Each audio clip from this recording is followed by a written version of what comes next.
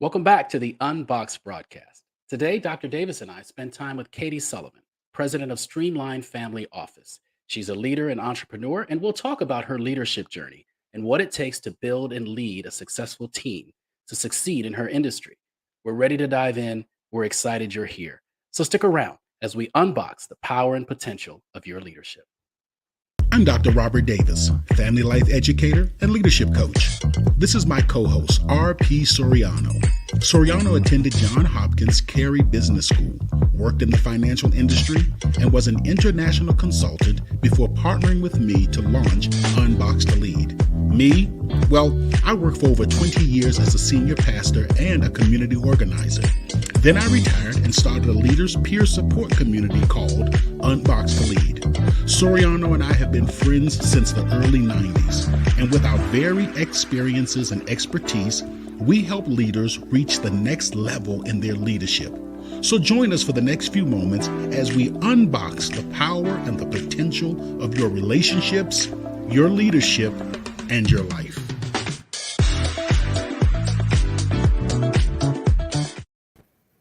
All right, welcome back, one and all, wherever you may be in the world. I'm RP Soriano, and with me is the former star of the Unboxed broadcast, Dr. Robert Davis. And I say former star because, and I think he will agree with me, today he is being outshined by our special guest, Katie Sullivan.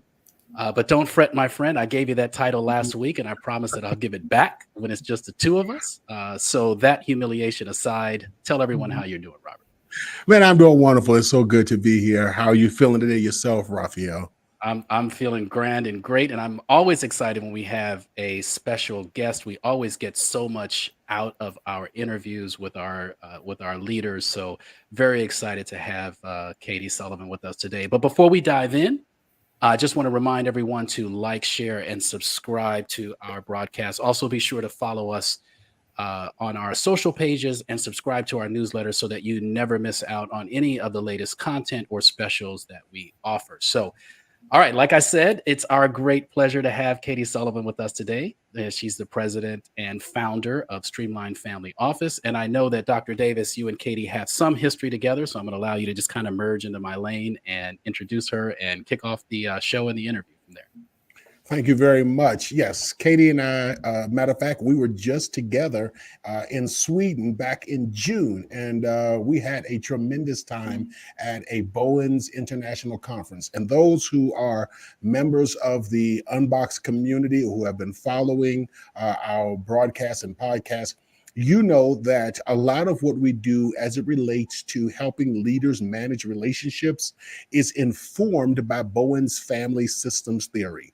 We really believe that the better we understand our families and how we manage relationships, the more effective that we can be as leaders. Well, I met this wonderful woman when we were together in the Bowen postgraduate program at Georgetown in Washington, D.C. So I am so glad to have her. She has 4 children, 1 daughter and 3 sons, as well as 1 lovely husband. And even though you can't tell by her accent, she lives and operates out of the Boston area. I was hoping to get the traditional Bostonian accent, but we're not going to get that today, but we are going to get a tremendous leader. Katie, welcome. So glad to have you here today. Thank you so much. So great to be here with both of you. It's a pleasure. Happy Halloween as well. Happy Halloween, yes. Yeah. So we're recording the show on Halloween. Our guests are going to, rather those who are listening are going to hear it next week. But yes, we hope that each one of you have had a happy Halloween. So let's jump in this. I talked about the fact that you have 1 daughter, 3 sons, that you're married.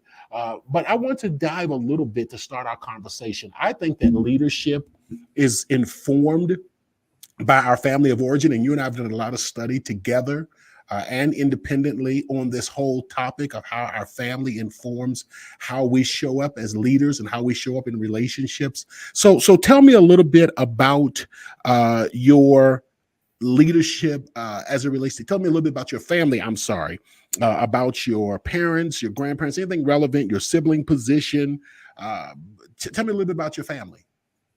Yeah, thank you. So I was born in Chicago, 1972, to give some context of, I just turned 50.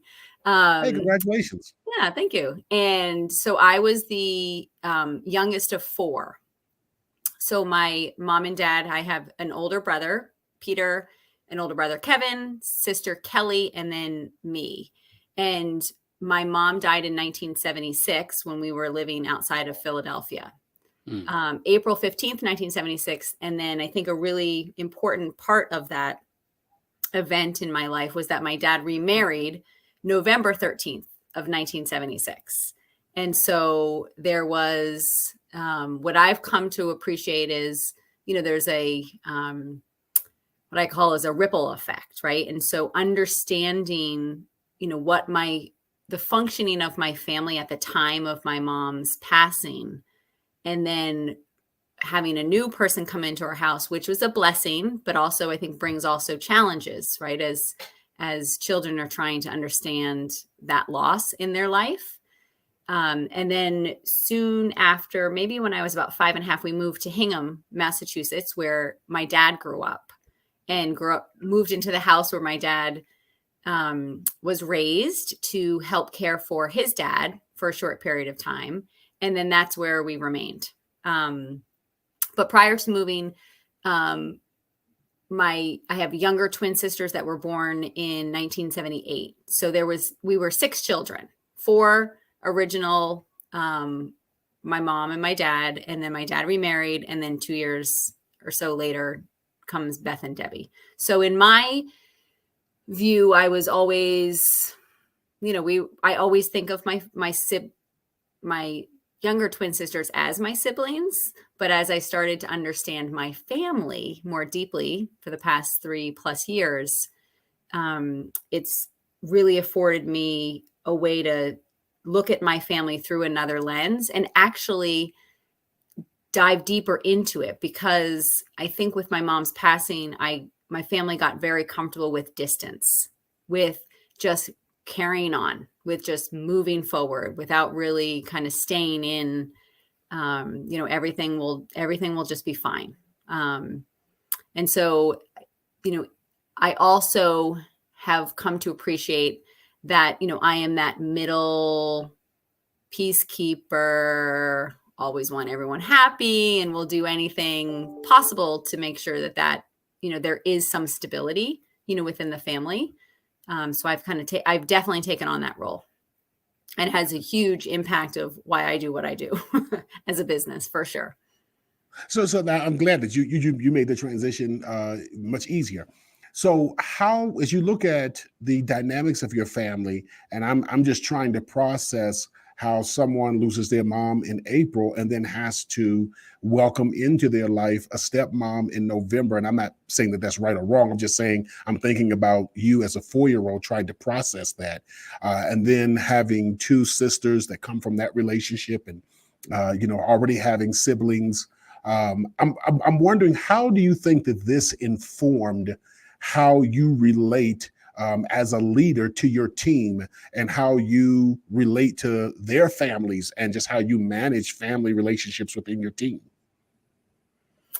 Yeah, I think, well, for me, I have this belief that everything will be okay, and I can always take care of myself, right? So I call myself fiercely independent. I don't know if it's, again, a positive or a negative, but where I'm not necessarily looking for other people to take care of me. And I think the root of that was for sure when I had the loss in my life. And, from an emotional standpoint, I kind of think back to as a 3.5, 4-year-old, if I was sad, where did I go? I don't think I went to my stepmother. And I'm not sure I went to my dad, just because of his availability of, having a new relationship. And then I had 2 older brothers that took up a lot of energy in our household. And so I was just kind of left there to figure it out. And I don't know, I'm trying to get some facts around that, trying not to make assumptions, but it was definitely, having independence was, I think, a very big coping mechanism for me as an individual. And then also allowed me to understand people from an empathetic standpoint, but also probably made my boundary building difficult. So while I was comfortable being by myself, taking care of myself, I was fully integrated into understanding how other people were feeling and what could I do to bring some joy, right? I think I use humor for sure. So I think I'm very attuned to other people. I wanted to ask this, and we can edit this out if this is not an appropriate conversation. But I understand that you have been very intentional about relationships with your family, and by family I mean your family of origin. And you've been intentional about making sure that even when you're busy and life is going on, to stay in contact with them, to be a part of family gatherings and things of that nature, just so that you can observe how your family functions, etc. And I've been impressed as you have shared that journey and have allowed me to be a part of that journey in some way. How has that, if you want to even have this conversation, how has that informed and assisted you in your leadership with your workplace team as president? So I think one of the most profound things that I think has happened to me while I've been doing more introspective work and understanding Bowen theory and just understanding myself as I navigate trying to lead people, but also lead myself and my own family, is that my oldest brother, Peter, I saw him for the first time in 28 years, 3 years ago. And somehow that was, I don't think anything's normal, but it was okay in our family that we hadn't seen our brother since 1992. And he lived in Alaska. He escaped. He went as far as outside of the US that he could, and he ended up in Alaska. So for all the reasons, I could understand it made sense, but there was very limited contact. And then I started to re-engage with him. He was turning 50. And so I think he was taking a look at his life so we were talking more, and I encouraged him. I didn't pursue him, right? Because I think we have a tendency to try to convince and pursue people to do things because we think there might be some benefit to that. But I really just kept it open. And I think that was a huge awareness for me. And then when he came into our family's life, to be able to see and witness some of the things that have occurred since then. And then also, on my team, if I can't make someone happy, I might, what I call turtle, right? Like I can distance even with people. And so it has inspired me to really stay connected one-to-one with people in my team, to open kind of our internal conversations at the company to understand where people have come from. I think that is one of the most powerful things that you can do to connect with people is tell me your life story in your words. Where did you come from? And I'm not afraid of doing that. And in my work, I'm working with families in a very, very intimate level.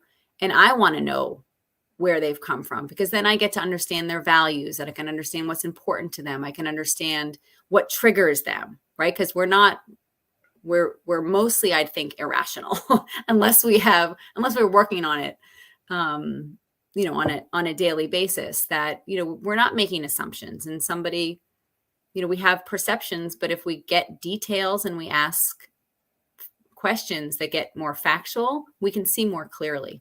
So I think that's been a huge, and I'm comfortable with distance, but I'm seeing. Talk about that. You say you're comfortable with distance. Help me understand what that means. So I am comfortable. So I guess some practical examples. I could talk to my parents once a month, and that's fine. and then in context, you might talk to a friend or something like, oh, I talk to my mom every day. And you think, oh my gosh, like, what do you talk about every day? What is, and I think, my parents have been very, I don't know, I don't know what very that word is, but they are there for us if we need them and do not interfere in our day to day. Okay. And I think that's, in some ways what I've learned is like, we are not a fused family. We are not, we don't have to be in concert with one another. There is a lot of independence that has been displayed in our family, but I also think that comes with distance, where people have enough space to do what they want to do and have some freedoms in that. And as an adult, that's nice, but maybe as a child, having a little bit more connectedness. I'd like to go back to you, and I know, Raphael, every time we have these conversations with various leaders, it never goes according to script. But I want to have this conversation a little bit more, because you said something that I think some leaders are going to have a pushback or a challenge with. And that is you're getting to know your team and to hearing their life story. And I think when I heard that, one of the things that I was wrestling with in my mind is, in this world and in this society where we really value privacy, how does a leader enter into that conversation with their team without violating those boundaries? Because I think that's a difficult field to navigate. But you said that there's benefit from having a deeper understanding of those that are part of your team. How do you navigate that?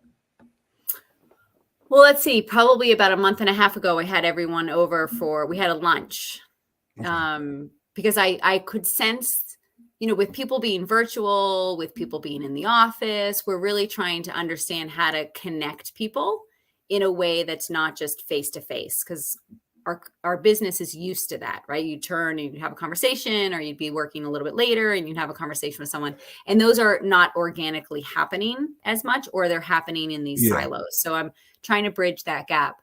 And so we had a team lunch, and it was about 3 hours long. And the only question I had was, if you're willing to share, I'd love to know about where you've come from and your family.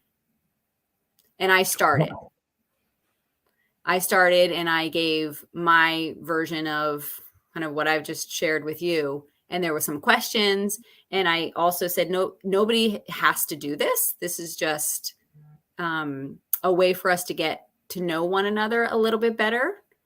And I think it's important. I think when you're in a work environment, that what I'm witnessing is that nurture comes in many forms. And so to understand where people have come from is to understand someone better, is to understand the emotional person, what might trigger them, or, you just have a way of relating to people.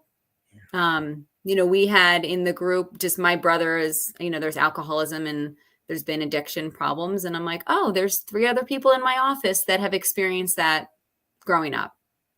We probably won't talk about it again, but we just know that there is a sense of, a shared struggle.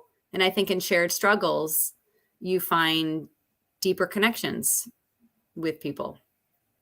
Well, you really just grabbed the bull by the horn and just said, hey, I I'm do. gonna open myself up. Yeah, I can tell. So you said that that's what you do. I want to talk a little bit about what you do professionally, because you deal with families that many of us don't even come in contact with. Tell us a little bit about Streamline Family Office. What is it that you do and what your office does, and the type of people that you service? Yeah. So we work with the 0.0004% of the world population. And that is probably even smaller, because our typical family has a net worth of a few $100 million. And so what our office does is we serve as the financial captain or quarterback. What we do not do is we are not wealth managers. So we don't pick your stocks and tell you, where to put your money and invest. We don't do your taxes, compliance. We are not your lawyers, but we're really a coordinated captain, quarterback, bouncer of the family wealth that goes into legal, investments, taxes, estate planning, gifting, and it's multi-generational, right? As the nuclear family starts to grow and evolve, or a family that's come from a prior generation of wealth. And so we really supervise it. So in total, we have 15 families that have a total collective balance sheet, which I don't really care about, but it's an interesting data point for some people, is collectively about $3 billion of assets. So we try to be as objective as possible to understand the people. Number one is the people, looking at it from the lens of a family, a group of people that have responsibility and also the burden of a significant amount of wealth and what to do with it, right? It can enhance, it can do all those wonderful things, but it's a lot of work. I will tell you that it is a lot of work what we do, but a blessing to be able to support people that most of the world thinks that they're all right, and they're I just. was going to ask that. You say they're just people, because when I think about the super rich, I think about one or two things: either they're all screwed up, and their kids hate them, and they never even talk to each other. Or I think about it, Raphael. I want you just to go ahead and jump in here, because I know that we've gone way off script. So just jump in. But I also then think about the other side, which is they're just walking on sunshine. They have no cares in the world. They eat golden apples every day. What is your perception of the super rich and just how they manage life and family, et cetera? Well, I'd say that wealth amplifies. Okay. And it is a burden. It's an enormous responsibility, and it's very lonely, because who do you talk to when you're challenged with how much should I transfer to my children? What should I do to support my child? Because I can write a check for any amount of money and it's easy, but the hard work is taking responsibility and accountability for actions. And wealth, again, it can amplify. So if there's pain in a family, it will amplify pain. It will hide pain, right, from the outside world, because there's a reputation, there's a prestige, it's really it comes down to status, right? And so people can have economic status, they can have intellectual status, political status. Status comes in many, many forms. And when you add wealth to it, I find fascinating is, a lot of them are operating from a place of fear, because they're human and they may not have kind of gone through that Maslow's hierarchy just yet. You think that they would be, right? If you thought you had $100 million, you'd be working on the highest level of self. And many times they're working still through some of these fundamental core fears. So to me, it's fascinating. And I think it's a way, what I have developed, and I think I developed this very early on, is a compassion for the ultra wealthy. And so I think if I can find compassion for the ultra wealthy, I can find compassion for all of humanity. And hopefully, allowing them to function a tiny bit better so that their money functions a tiny bit better. That's like my underlying ninja goal. I think, and I can say this because, Raphael is probably about tired of me sending him Cash App requests for gas money 2 and 3 times a week. But I think as leaders, especially as we get higher in leadership, we're around people who have more wealth, and we have this desire to accumulate more wealth. I'm interested in how do you advise leaders who are moving up and are starting to have more economic opportunities? What do you share, or what would you share for leaders who are now starting to get money and and are pursuing more? Hey, I want more and more money for my family and stuff. How do you talk, or how would you talk with leaders to try and, I guess, to center them as they're coming into more wealth? I think for me, the biggest key is to really develop strong principles. Like, who do you want to be working with? Who do you want to surround yourself with? And what are your goals? And and and why? And really digging into those. And I have had a number of pain experiences in my business. It's almost 20 years that I've been doing it.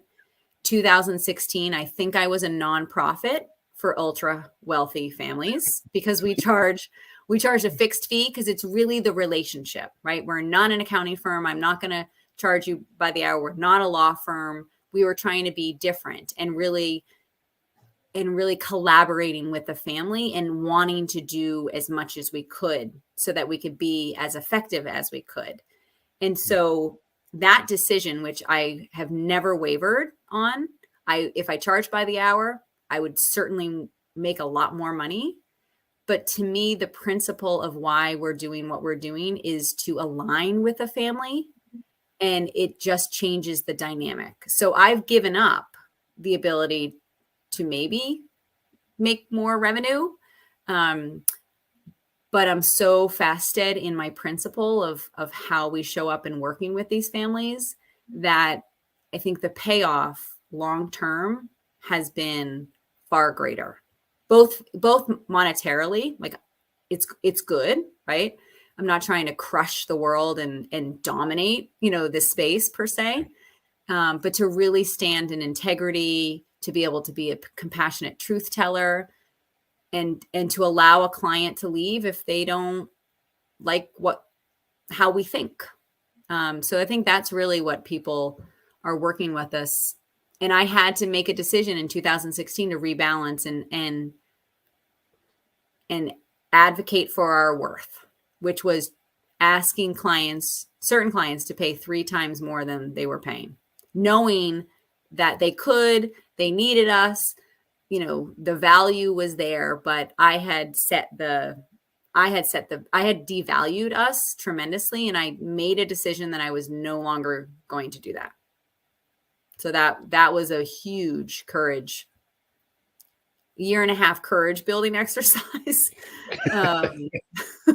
to talk to wealthy men and try to tell them how we got here and how we need to make it forward. And ultimately what I did was that I made a declaration that I would no longer give more than I was receiving. And so there was a strategy. People said, well, it's, harder to they say all these things, right? Because we hear all these things. It's harder to get a new client than it is to keep one. The devil you know is better than the devil you don't know.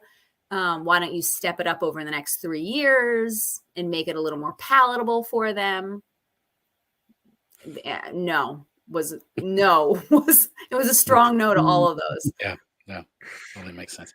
I'm RP Soriano here with Dr. Robert Davis, along with our special guest, Katie Sullivan, and you're watching Unboxed. We're continuing our conversation with Katie and getting a picture of how she has developed as a leader, her family history, the influences in people and experiences, and the values that have shaped her.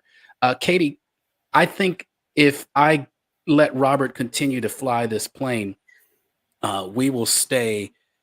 We will continue to head in the direction we're going, which I'm totally fine with. My mind has been blown. I could just sit here and just watch and listen to this for hours.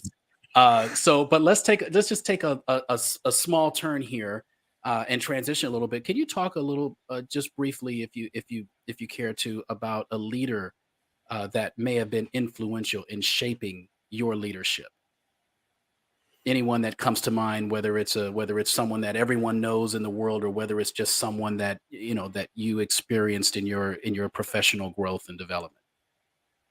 Yeah, it's interesting is I've thought about this a lot. There isn't one person, and I'm not, from a celebrity standpoint, I am not starstruck. I think I Mhm. might not recognize a lot of people if they walked in front of me. For me, I'm always trying to find. I was an athlete, so sport is important to me, and I'm always trying to find stories and people that have courage, because I think that to me is one of the things I've been trying to develop. Like, what makes someone so courageous to do something hard, right? And leadership is hard. Leadership is hard decisions, hard conversations, and somebody who's naturally trying to please most people, that's extra hard for me. Um, so I look to athletes and just say, like, what was it that they had to rebound, to bounce back? I've put myself in uncomfortable situations doing boxing, and taking myself out of my comfort zone as often as I can, because when I learn about myself, I think I'm always better positioned to lead. And leadership to me is always by example. So I watch other people closely. I think when my cousin stood up and spoke at my uncle's funeral, I never imagined in a million years that I could ever do that for my father. But watching her do that, I was like, I'm going to do that. Right. So there's all these little examples that you see. A leader isn't somebody that's always on the front page, or, they're unattainable relationships, many. And we hear like the stories written by a journalist. So for me, leadership is always just in day to day, just seeing people who have courage, and watching myself kind of develop that courage, do something hard, regardless of, whether I'm, try to be prepared, but do it anyway. I love that, and it also speaks to what you mentioned earlier about your family history, about your kind of prone to be independent, uh, that grit, kind of finding the courage within yourself, as opposed to necessarily looking for it displayed in others. I mean, that sounds kind of contradictory to what you just said, but I mean, I'm hearing that you know how to be strong based on your personal life experience. So I want to transition into your leadership philosophy, because you kind of touched on that uh, just in the answer you just gave. Can you talk a little bit about what is behind your leadership philosophy? What's the secret sauce for you? So I think the secret sauce is my top 5 values. Um, and I came up with these, I don't know, maybe about 6 or 7 years ago, through a lot of introspection, through a lot of work, through a lot of stating what I thought it was, and then having life experiences to challenge and see if that was true. But the first one is love, just to be as kind and love all things and all people. Um, it is integrity, to do the right thing, even though it's hard to do. And these are always kind of works in progress. Humor is a huge one for me, because I think you can bring lightness to most situations. Sometimes I try not to do it inappropriately, but there's always something that you can lighten up. And I think that's something that it's just who I am. And it seems to be effective. And then transparency is another big thing for me, especially in my work. And let me see, love, integrity, and grace. Mm. Right? Simple elegance, just to bring grace. So if I bring 3 of those 5 things, I think I've nailed it. If I can bring all 5, then I think it's like, how could you ever not be a leader? Again, it doesn't mean it's easy, but and that is my organization. I think my organization is a reflection of me, for right or wrong, right? I was taking people down the path of devaluing them. And I Mhm. made a decision to say, I might do that for me, but I'm now responsible for other people. And we all happen to be women, which is just a fact. We are all caregivers.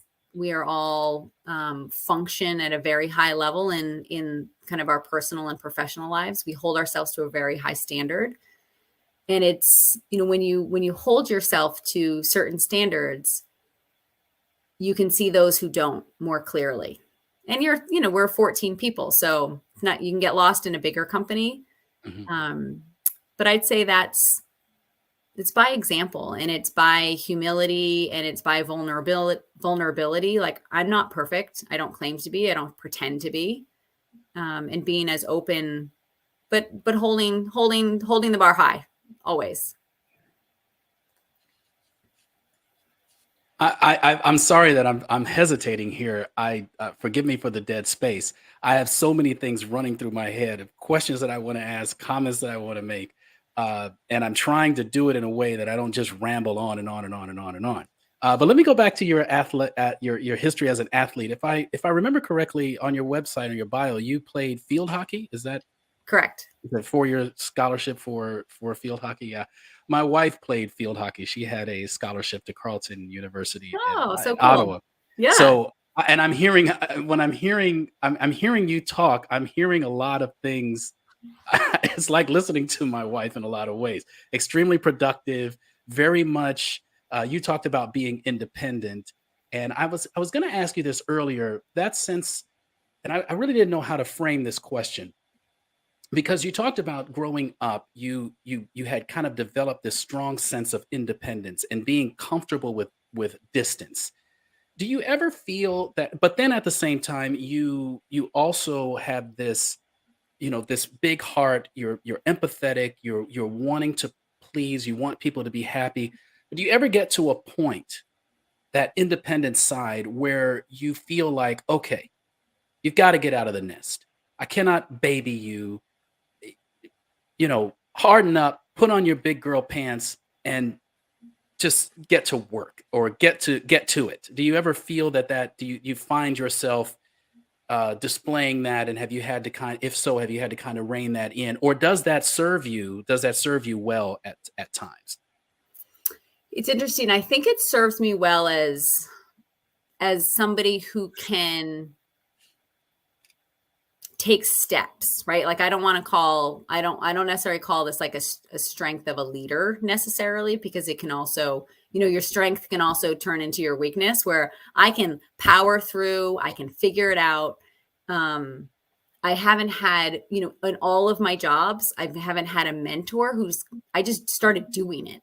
Right. Mhm. And so the feedback I got was just, I was getting more and more work. Like, I was doing more and more. I had more and more responsibility. It wasn't necessarily like, oh, this is wrong, or, I wasn't getting that type of feedback in my work environments. And so I think one of my biggest challenges is how to give feedback, because I tend to be able to figure most things out. And I have people that work with me that are similar. And then there's people that need more clear instruction. And one of my challenges is things can be seemingly so obvious to me that it feels like I wouldn't want to put someone down, because it's like fundamental. Like, Mm. how do they not know this? Or how haven't they figured this out? Or, is this baptism by fire like a real thing? Or is that just lazy and not being kind because I'm not being clear? Mm. So I'm always trying to work on being clear and balancing that with making some assumptions that, they may not know, even though I want to give people the benefit of the doubt that they do. Many people don't. And that's been very eye-opening to me. Mhm. And I've learned, my learning style is by doing and watching. Other people have different learning styles. And so, when you have a group of people and you're like, oh, this is different. I have to say this out loud, and I might have to remind grown-ups this many times. Like, so I sometimes shake my head. I'm like, okay, but I want to be kind. I think I've heard kind is clear, right? And that's challenging for me, for sure, because I can just watch what I do, but not everyone learns that way. Yeah, and I think that is certainly the challenge of leadership, and you've articulated that very well, is getting to know your team, getting to understand what their background is, getting a little more information as opposed to just operating from a template and just treating everybody exactly the same way, knowing people's history, knowing, like you said earlier, what triggers them, understanding that is, I mean, that's kind of the burden of leadership, right? That's a lot of that work that really, really wears you down. You look at your watch at 3 o'clock and you're trying to figure out why you feel like you need a nap, because you've been managing the not only the work but the emotional part that goes into leadership. And can I just jump in and just say this, Raphael, real quick? And please don't forget your main point. That's one of the challenges that I've had with a lot of these leadership trainings and leadership seminars is that, it kind of gives you this step 1, 2, do 1, 2, 3 steps. It kind of like gives you this cookie cutter approach to leadership that I've always found quite frustrating. And I've also thought that too often when we talk about leadership, we think about it in terms of using people. Kind of like, what can I get out of my team rather than how can I better understand my team? And then I've been so impressed to hear Katie talk about her desire to understand her team, not just to say, hey, how can I bleed every ounce of productivity out of this team member? And I think that, and as I close, I think that people can pick up on when they're being used. I think it's natural inside of us. Yeah, I think so too. I think being genuine is critically important. And Robert, you mentioned something that I wanted to highlight about your structure, that you have all of your team is all women. And when you said that, the first thing I thought was you must have a team that is just incredibly productive. I know that. So my wife, my little personal story here. My wife is a top leader in her organization, and they moved her here. They moved us here to Singapore for her to run the organization and build it here in Asia. But she still does everything. So it's not just work; it's everything household related as well. I mean, every time I turn around, there's everything that if she held her breath for 3 seconds, the entire household would fall apart. And so, so I wonder with that, you know, how do you get your team to take care of themselves? Because I've noticed in my experiences with women in the professional world is they never turn it off. And I may be going into some dangerous territory here, but I want to give an analogy here of what I've experienced. I know for me and the other men that I've always, known and operated with, if we have a cup here and we're pouring water into it, just visually seeing as it approaches the top of the cup, we'll stop pouring because we immediately realize that there's no more that's going to go into this cup. But I've noticed that on the other hand, all the women that I've experienced, from my mom, my grandmother, my again, women in the professional field, they will just continue to pour. It'll just continue. They'll just continue to pour, and they'll just say, "I'm just going to take more. It needs to be done. I'm just going to take it all on." So how do you manage that with women who are not only have a professional life but have a family life as well, and they're basically giving 100% in everything, and you yourself giving 100% Yeah. in every area of your life? Yeah, it's interesting too, because what our work is actually to take care of families, right? To hold and understand, and some of that, it's very emotional, right? Like, people are just emotional beings. And we work in a very nonlinear world. And I think most of the world is nonlinear, and people try to make sense of it, and they're trying to be linear, right? So I think what we try to do, and I just did this with my colleague the other day, just making some observations of, like, all the women that are in our office, and I think all but one have family. We are all the leaders, the emotional leaders in our families. We hold that space for them. Many of us are the financial leaders in our own families, right? So we have this take charge. And what we try to help one another with is when we are over functioning, when we have no boundaries, what is our responsibility and who are we accountable to, and what are we accountable for? And because we can take on a lot more, like we might say, well, you know what, maybe the accountant can actually do that, where that's their area of expertise. We can figure it out, and they're going to charge by the hour, and it makes sense for them to do it. So, there's always this daily dance of, we need to know, we want to be held responsible and accountable, yet we don't have to do everything. And in our world too, I mean, we're dealing with families and a lot of decisions. And sometimes when you act too quickly, you end up unwinding things, right? Like, oh, I think I want to do this, I'm going to sign this contract and, for a renovation. And if we're too quick to execute it and send the deposit, and then, in a couple of days, they may be like, oh, actually, and then, right. So you're just dealing with so many realms of decisions, in our work. So it's a constant awareness challenge for that. And then I'm someone that trusts. I trust, right? Trust and verify. I trust that you will do your job. I trust that you need to do your family. I trust that you need to do your own personal, whatever you need to do. And, so we have a very open, take time off if you need time off, take the day off, take the afternoon off if you need to go, but just let us know if anything needs to be done while you're not there.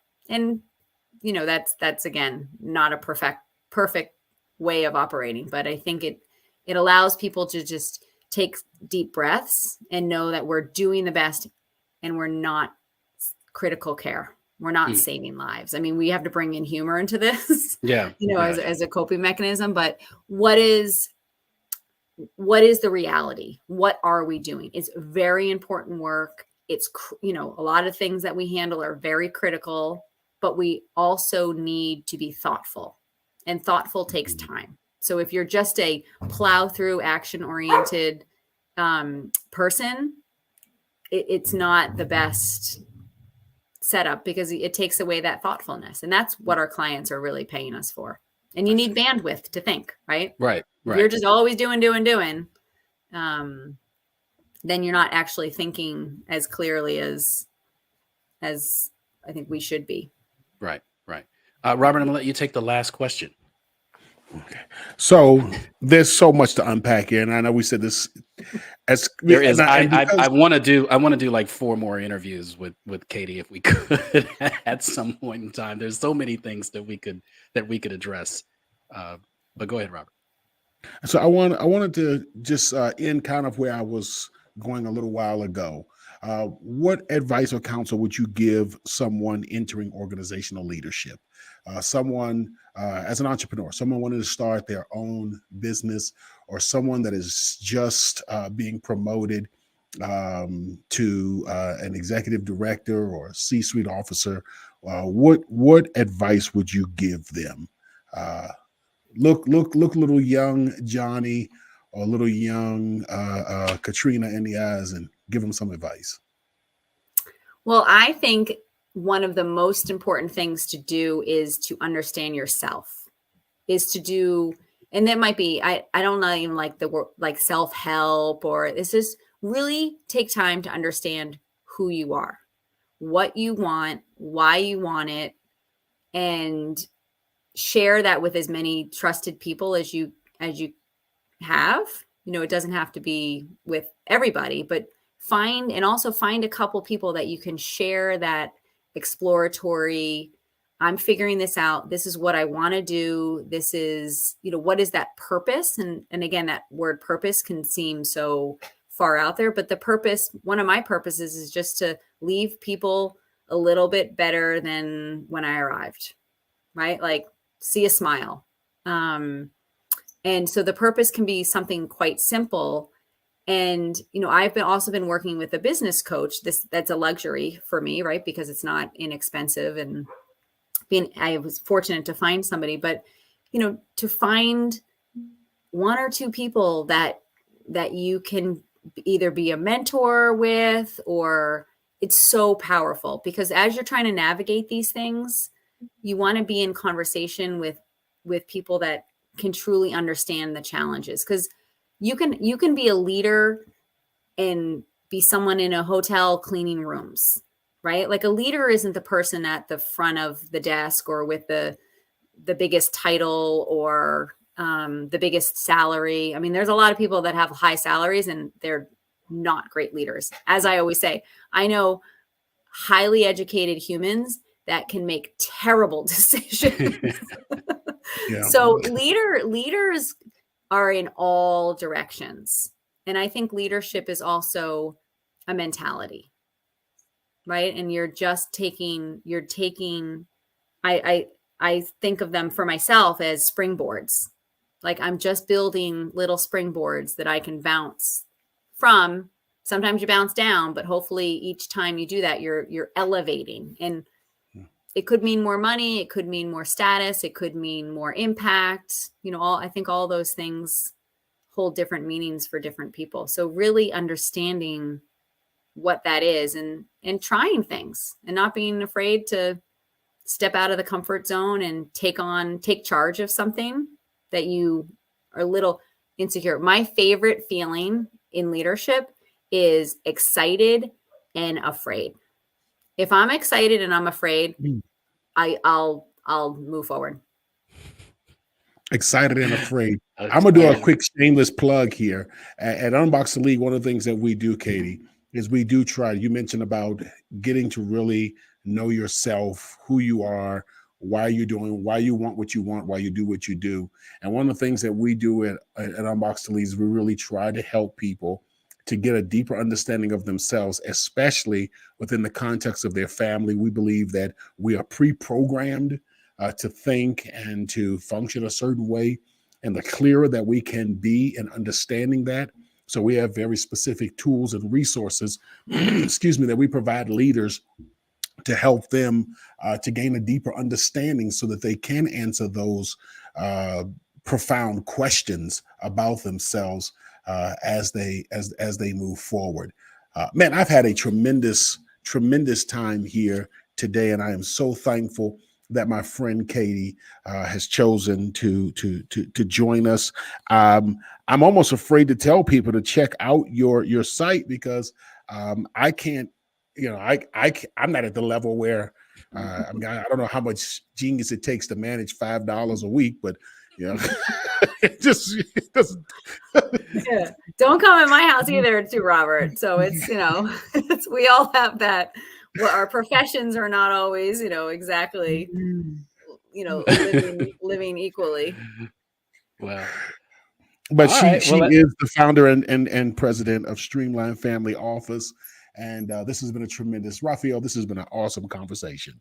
Yeah, I can't express enough the emotional and intellectual journey that Katie just took us on. I think there were I laughed, I cried, all of that kind of happened with us. So we thank you so much, Katie, for joining us today as we bring our show to a close. Thank you so much for sharing your leadership journey with us and our audience. I think everyone was certainly blessed and just filled from your contribution today.